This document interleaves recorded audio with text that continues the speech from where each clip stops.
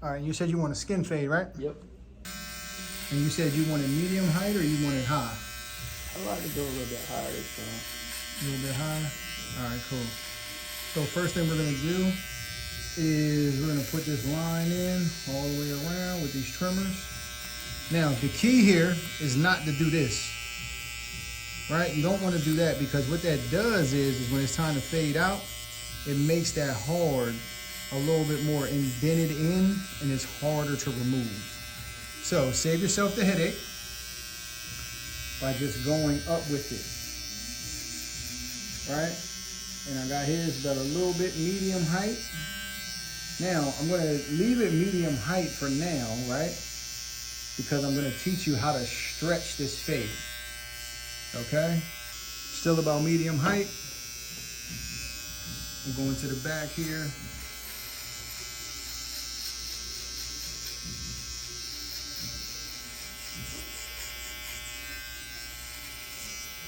Now the key here is to make your outlines as clean as possible. And I always recommend cleaning the haircut up before you move on to the next step. The reason why is when you're in the barbershop, you're gonna wanna make sure all your work looks clean because you never know who may walk in. So you want your work to look clean as you go. So touch it up if you miss any spots. Now what we're gonna do is I'm gonna take my clippers, no guard, all the way over. So anytime I'm doing a skin fade, the next level, every time I do finger length, right? The next level is going to be all the way open, no guard. Now, because I wanna stretch this fade out, I might make it a little bit bigger, right? I might make it a little bit bigger than finger length because I want to stretch the fade out. This will help you if you're someone who struggles, right, with taking out the bottom line. Stretch your fade out. That's a gem. That's a secret hack. Ain't nobody trying to tell you. So if you're somebody who struggles with taking out the bottom line, especially if you're a beginner barber, that's what you want to do.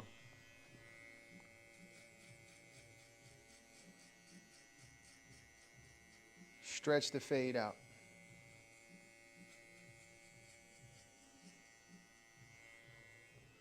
All right, so now you see that. Stretched out a little bit. The next thing I'm gonna do after that is I'm gonna skip a whole 1/8 of an inch.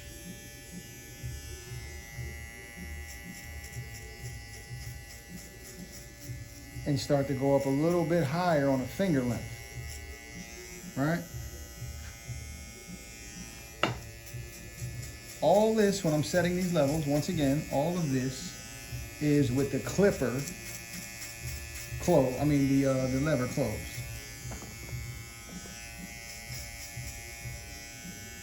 Now that I've done that, he wants to grow the top out. So for this particular haircut, right, I'm just gonna let the top grow. But I'm gonna take this 4 because anything around this parietal ridge can be blended from a 4 down. So here's the key here. When you go up, I want you to go straight up, right? And here's the key. If I place this comb right here on the side of his head, right, my clipper should follow the comb. Should follow the comb straight up, right? All the way, right? So straight up.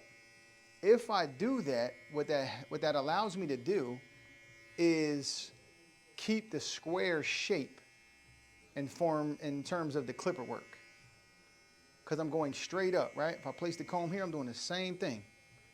Straight up. It's gonna cut a little bit, not much because his hair is already kind of shorter, right?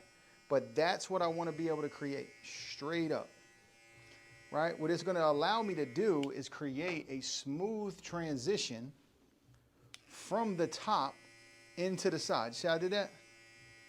From the top into the side. You can see the hair coming through the teeth. From the top to the sides. It's going to allow me to create a smoother transition. right? Because if I place this back here, what am I doing? Straight up, right? So I say all that to say the comb pressed up against the head will help you identify the contour of the head shape. Is it the only answer? No, but it does help a beginner, right? It helps a beginner understand head shape formality and how to build your shapes onto the shape of the head, right? And when I talk about shapes, it's basically talking about the style of haircut you're trying to create, right? Because once you get to a certain point in the haircut, you're cutting for shape, not necessarily length. So when you pull out the hair and at a 90 degree or even 45 degree, you're going to cut for the shape purpose, not for the length purpose. A lot of times we're cutting for the length, like we want all this to match up, but that's not actually what we want, right? So if you look at the back, you're starting to see a seamless transition, right? And then once we get everything faded down, we can tie this top in, and I'll show you how that works. Now, I've cut the top to create the transition around the parietal ridge with a foreguard, and we've skinned the bottom, and we have our spacing, right? So now, just for the sake of time purposes, I don't want you to watch me just do this whole entire fade.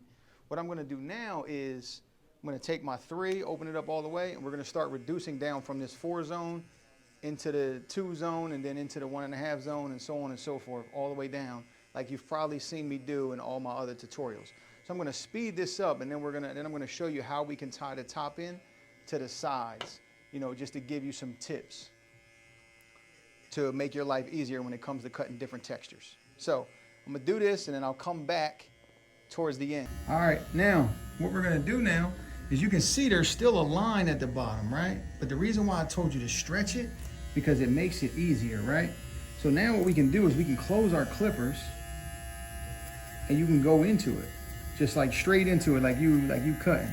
Just go in an X motion, right? See how I'm doing that in an X motion? Now you see how you still have your line there, and you still have your line here, but you don't have it there no more. And all I did was take X motion, left corner to the left, right corner to the right. Because I stretched the fade, and I took, when it was all the way open, and I took it up to here, it gave myself a bunch of margin to be able to make a mistake. So if you're ever struggling getting your bottom line out, that's a hack right there. I'm gonna do it over here, right? I know, and the reason why I created that like that, if you can look at that, right, is because when I was a beginner, I struggled with getting the bottom line out. It was terrible. I felt like I could do everything else but get the bottom line out. And guess what? I'm a teacher now, and my students tell me the same thing. So, you see that, right? See that line there? Close the clippers all the way. Go in at an angle.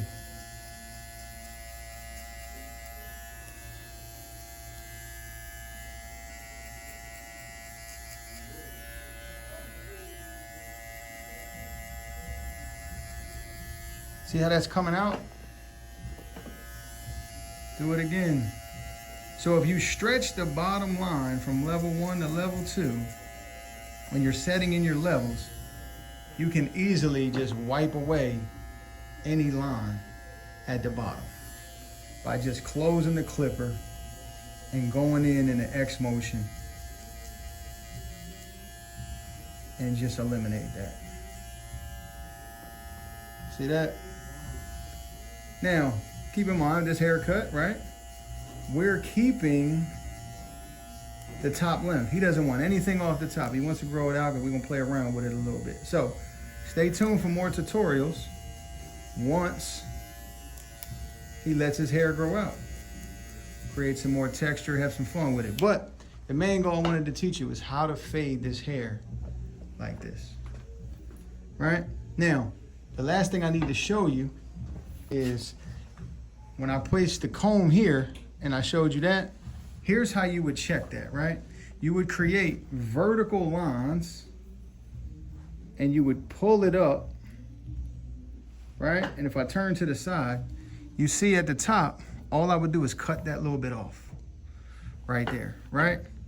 Because the bottom is already, see that? If I take that comb and I place that comb on the back of his head, where is it leading me to? Right where my fingers are. And then you cut that off, and that's how you can identify where you need to cut, right there. But if I place the comb, it's the exact same spot.